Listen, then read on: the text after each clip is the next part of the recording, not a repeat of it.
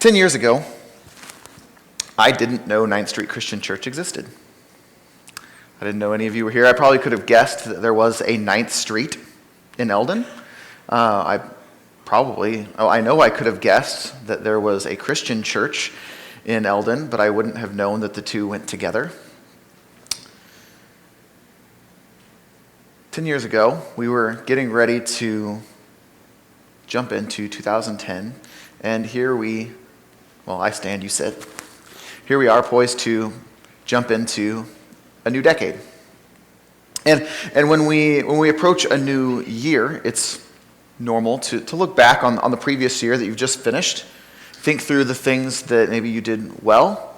I saw some different Facebook posts of opportunities for people to share things that they're really proud of in the year before. And obviously we look back and there's probably some things in the year that just finished that are like, I'm glad that's over. And the new year kind of has this opportunity for a new start.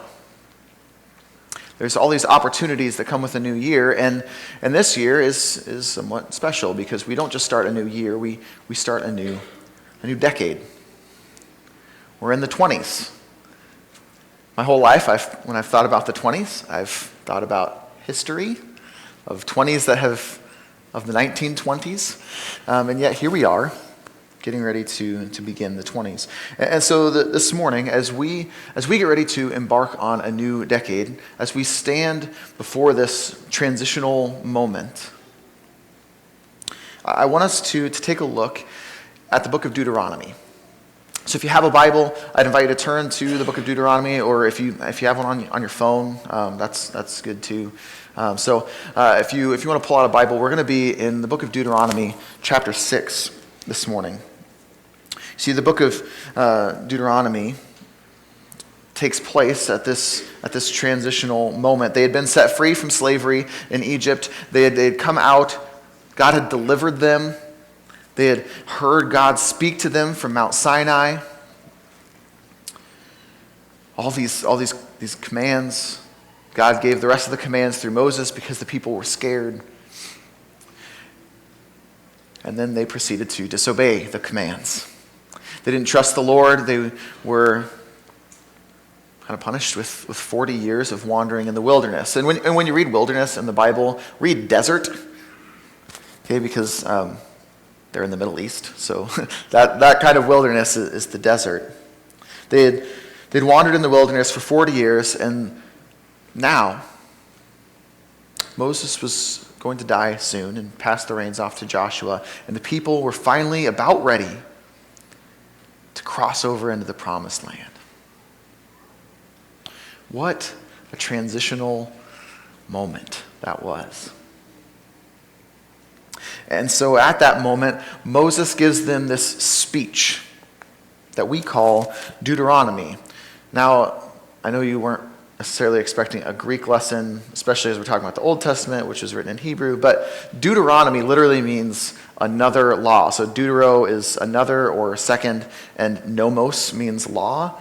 And so that's why we have this weird named book in our Bible, because it's not a different law, it's just Moses is going to give a recap of the law. And so when you get to this part in your Bible reading plans, you're like, okay, I've been through the second half of Exodus, I've been through Leviticus, I've been through Numbers, and we're seriously going to go through all of this again? And, well, yeah. Moses is giving this speech to remind them one more time before they go into the land the importance of what they've just experienced, what they've heard, what they've known. So in chapter 5, Moses goes through, I know I said we're in chapter 6, but I'm just going to recap chapter 5. Chapter 5, he goes through and recaps the Ten Commandments moment there of hearing God's voice speaking to them from the mountainside, giving the 10 Commandments, and them being utterly terrified. Like, I can't even believe I'm not dead right now, is kind of the way that they express it. So then we get to Deuteronomy chapter 6. He says this, "And this is the instruction, the laws, and the rules that the Lord your God has commanded me to impart to you, to be observed in the land that you are about to cross into and occupy, so that you, your children, and your children's children may revere the Lord your God and follow, as long as you live, all his laws and commandments that I enjoin upon you, to the end that you may long endure. Obey, O Israel, willingly and faithfully, that it may go well with you, and that you may increase greatly in a land flowing with milk and honey, as the Lord, the God of your fathers, spoke to you. We'll stop there for a sec. And so, as we start a new year, many of you are going to start a new Bible reading plan. And if you haven't made plans to do that, I would encourage you to. Reading through the Bible in a year is a good thing, especially when people can read through the Harry Potter series in like a month. I think you can do the Bible in a year. I think we got this. So when we approach it, often this is the place we get bogged down, right, is in these first 5 books, because it's just this list of rule after rule after rule after rule, and we're like, man, what do we even, does this even have anything to do with me? Like, thank God for Jesus. Like, literally, thank God for Jesus. Because, man, we just have to love God and love other people, right? Which is ironic, because Jesus said that those 2 commandments sum up the law and the prophets, the part that we get bogged down in. And so I just wanted to real quick give you a couple tips, hopefully, that will help you maybe as you navigate that here early on in the year. So hopefully you can press through and really appreciate God's character when you approach the law. So the first thing I want to point out about the law is what we just read. So he says for these people to obey these laws and commandments to the end that you may long endure. And then verse 3, he says to obey because that it may go well with you and that you may increase greatly in this land of blessing. So the first thing we need to recognize about the law is that it wasn't intended as like, all right, I'm going to give you this great land with all this wonderful stuff in it, but I'm going to make sure you don't have any fun. Yeah, I'm going to give you all these laws you have to follow so that I can just make sure you don't enjoy yourselves. Actually, it's the exact opposite. He gives these laws so that they can live for a long time and enjoy the blessings that God is giving them. And often through our eyes, we read through some of these laws and we're like, really? Like, I don't know about that. But yet we have to kind of get behind the law itself. And what I mean by that, this is kind of the second thing that I want you to see about the law here, is that you have to get to the law behind the example. So the way that our law functions in our country is kind of we reference this law, and that's the rule, right? And we just say, well, did they break this rule or did they not break this rule? And that's not really how the law in the Old Testament works. You can find all sorts of loopholes if you're looking for them in the Old Testament. So one great example is you shall not muzzle an ox while it's threshing. Okay, well, I don't have an ox. I have a cow. I can muzzle my cow, right? I can use it to tread out the grain instead of my ox because I can muzzle that because that's a loophole. That's not the point. It's kind of similar to when you tell your kids, don't go play on the street. Is there anything morally wrong about the street as a location? No. It's not like it's somehow wrong or evil to go play in the street. The point is, I don't want my kids to get hit by a car. And so I tell them not to go play in the street. Because, especially my kids, they don't have the awareness to move out of the way if a car is coming. They're not big enough to really have that kind of awareness. And let's be honest, a lot of drivers don't have the awareness of moving out of the way if they see a kid in the street. And so I tell my kids, don't go play in the street. But that being said, I once laid down on Interstate 80 in Nebraska. And there was nothing wrong about it. Because there was like a 6 semi pileup, and I was stuck there for like 4 hours. And so me and my friends were like, we can like lay down on the interstate. This is something not many people can say they've done. And there was nothing wrong with it because it was a different circumstance altogether. And so the principle behind the rule for my kids is I don't want you to get hurt. I don't want something to harm you. Which applies much more broadly than just whether or not they play in the street. It applies to the way that they play in the house. I don't let them play with the electrical outlets either. It's the same principle behind the rule. And we see that in many of the laws in the Old Testament, going back to our ox law here, about not muzzling an ox while it's treading out the grain. Okay, if I don't have an ox, that doesn't mean that that law doesn't apply to me. Or if I'm not a farmer, that doesn't apply to me. The idea behind this law is this idea that God cares about how you treat those who are working for you. Paul uses it in the New Testament to even speak to a church about paying people who minister for them. I'm thankful he makes that example. There's something behind it. And so the little tip I would give you for that is ask the question when you come to these laws, well, what does God actually care about here? Paul even asked the question, is it for oxen that God is concerned? With a rhetorical answer of no. I mean, I guess if you literally have an oxen that's treading out grain, don't put a muzzle on it. But for most of us, that's not the application of that law. It applies more broadly than that. So asking that question of what is it that God cares about in this law? And some of them, you're going to read through and you'll be like, well, what does God care about here? And you're going to go, I have no idea. And then you move on, and that's okay.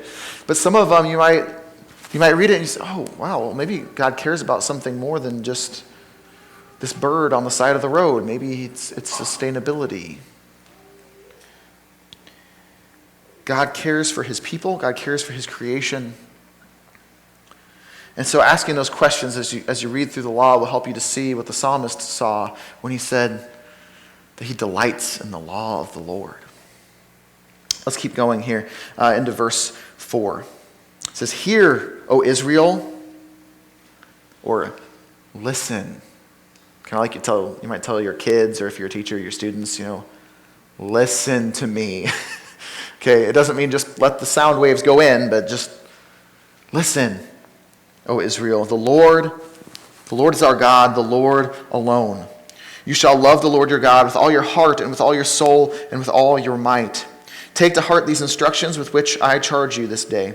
Impress them upon your children. Recite them when you stay at home and when you are away, when you lie down and when you get up. Bind them as a sign on your hand, and let them serve as a symbol on your forehead. Inscribe them on the doorposts of your house and on your gates.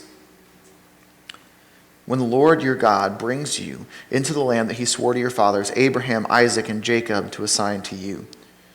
Great and flourishing cities that you didn't build, houses full of good things that you didn't fill, hewn cisterns that you didn't hew, vineyards and olive groves that you didn't plant, and you eat your fill.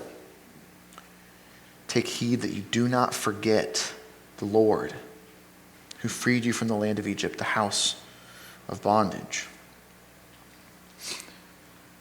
He says, remember the Lord. Don't forget the Lord. And he gives us a way to do that. He says, talk about it literally all the time.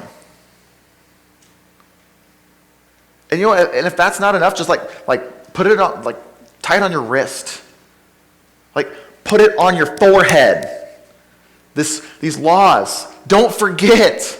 Remember, write it on your doorposts. So that way when you go in and when you come out, you see the law of the Lord and you remember the goodness of the Lord.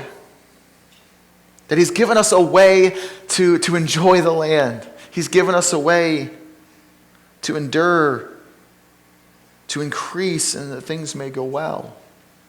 Remember that. Remember the one who gave these things to you. Don't forget him. He's the one that's freed you from the land of Egypt, the house of bondage.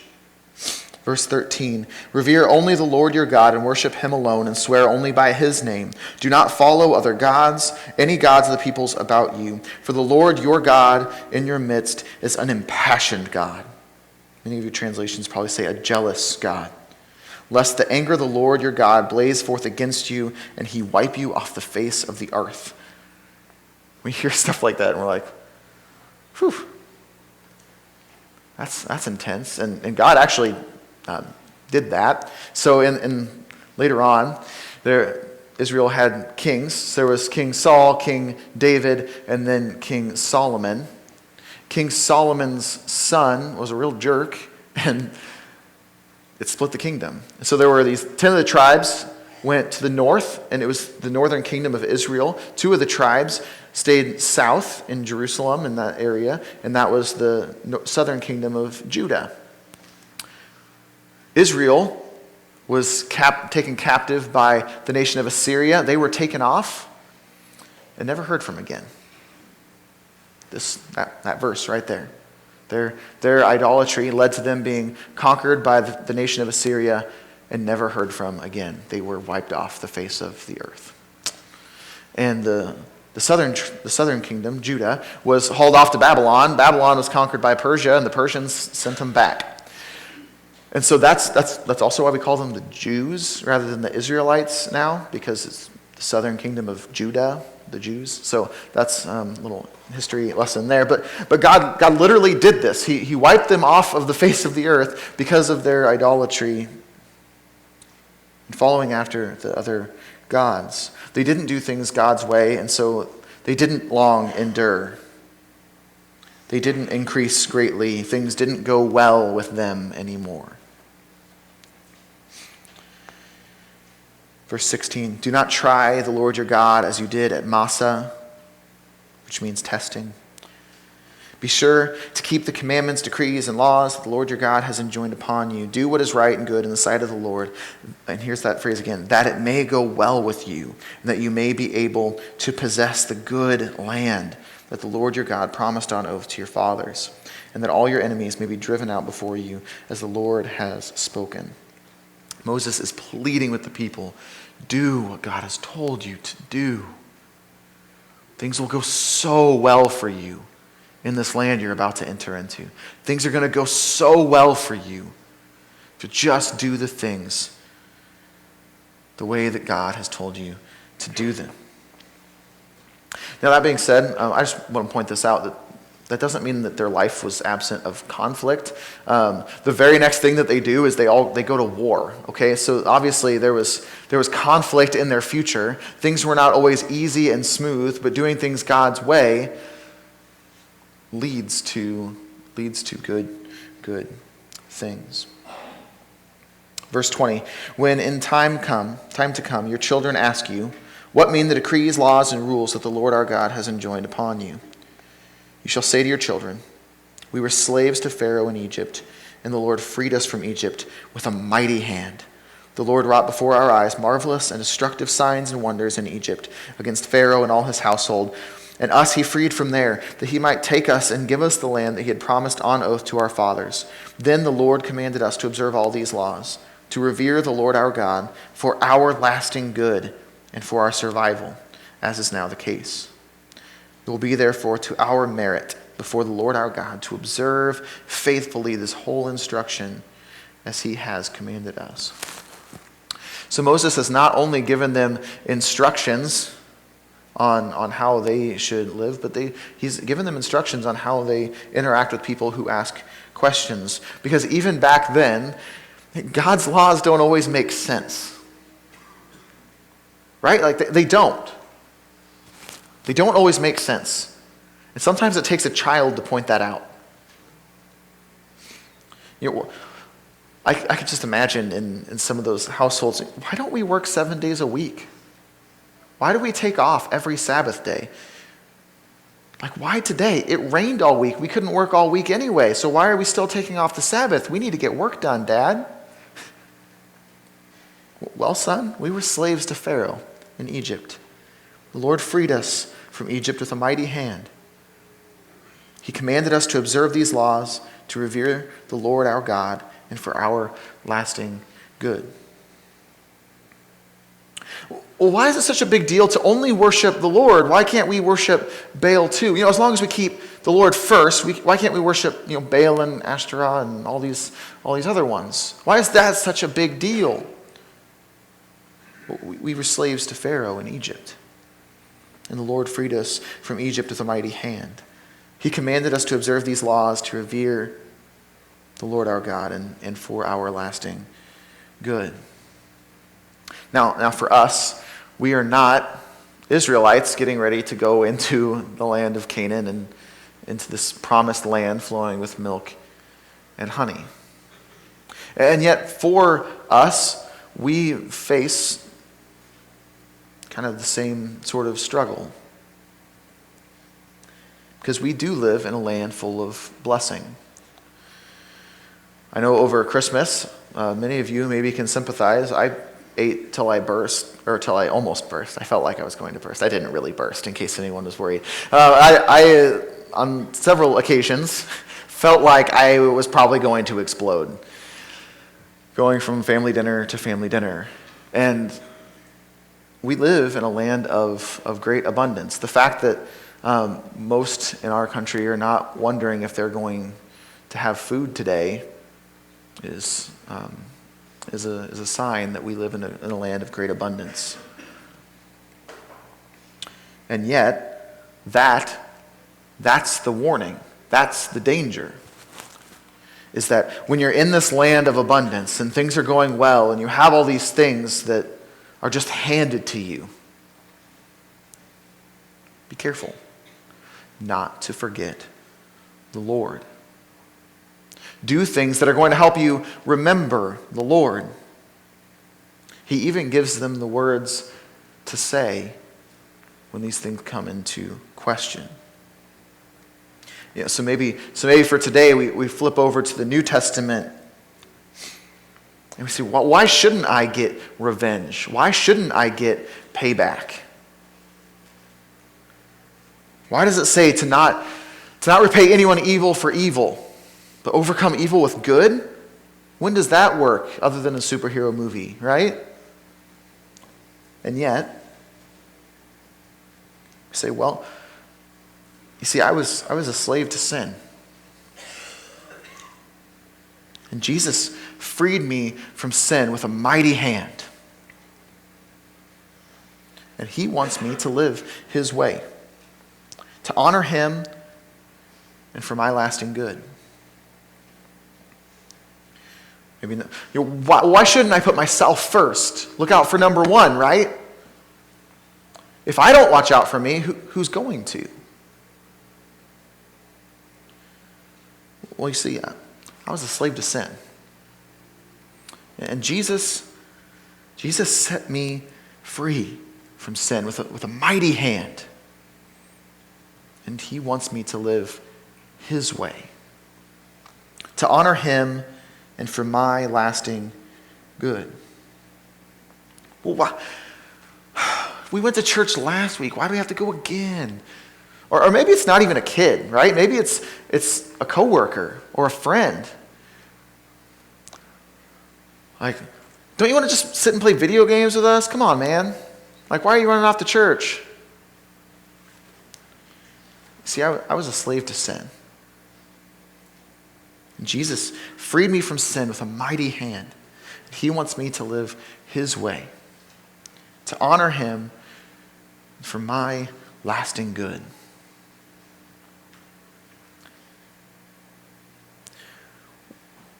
We need to put things into place into our lives. We need to put things in place that will help us to remember. It's the reason we take communion every week. I know many people come from different church backgrounds and stuff where communion maybe isn't served every week. But that's why we do it. In part because Jesus said, every time you get together, do this in remembrance of me. And so when we get together, we do this in remembrance of him. But part of it is this idea that we're forgetful. And especially when things are going well. We need these tangible reminders. We don't just need to talk about these things, but as it says, put them as a sign on your hand, let them serve as a symbol on your forehead, inscribe them on the doorpost. Put it in front of you in tangible ways. There's a book that Heather and I have called Pass It On that is about that section right there. There have been many Christian parenting books that have gone off of the whole talk about it when you get up and when you lay down, when you walk along the way and when you are sitting at home. But then that next section, he talks about this idea of having these tangible things to remind you of the life God has called you to. And so I'll use this one because it's one that's kind of in the front of my mind. For kindergarten, okay, it's an invitation to generosity. And so the whole idea is you have this conversation with your kindergartner about what are some things that are not good in the world. What are some difficult things? And so because developmentally they're starting to be able to think outside of their own needs and their own wants. And so you have this conversation and they throw out some ideas. Well, there's this, and then you settle on something. It can be something big, something small, whatever. It could be gathering coats or raking somebody's leaves. And say you rake somebody's leaves. And you go and you rake them up because they have no one to rake their leaves for them and they really want them raked. And that you rake them up, you pile all the bags, and then you take a picture together. You get the picture printed and you put it in a frame and you put it on the dresser of your kindergartner. And you say, remember that God wants us to be generous with what we have. God wants us to be generous with our time and our energy. And even now, when you look at that picture, you remember that you are not too small to do something about it. And now there's this physical, tangible reminder sitting there on a shelf, reminding them that there's a way of living that God calls us to. That's what we do with communion. There's this physical, tangible, edible reminder of what Jesus has done for us. And by connection there, what Jesus has called us to. That Jesus calls us to come and die to ourselves so that we may live. And so, as we embark on a new decade, as we take our first steps into 2020 this week, let us consider who we will become. A lot of times, New Year's resolutions and stuff are all about things I'm going to do this year. I'm going to lose this much weight. I'm going to do this or that. For a 10-year plan, that's probably not very helpful. But setting goals about who am I going to become? I can tell you this, I'm a much different person than I was 10 years ago. I hope you are too, in many ways. There's some ways that I haven't changed a whole lot over those 10 years. Some of those things probably need to change in this 10 years. So as we consider this, let's keep these words at the front of our minds. Just like the Israelites reminded themselves that they were slaves to Pharaoh in Egypt, the Lord freed them with a mighty hand. Now they were to observe laws, to revere the Lord, and for their lasting good. So for us, we remember. We were slaves to sin. And Jesus freed us from sin with a mighty hand, and maybe you might add with outstretched arms. He wants us to live his way, to honor him, and for our lasting good.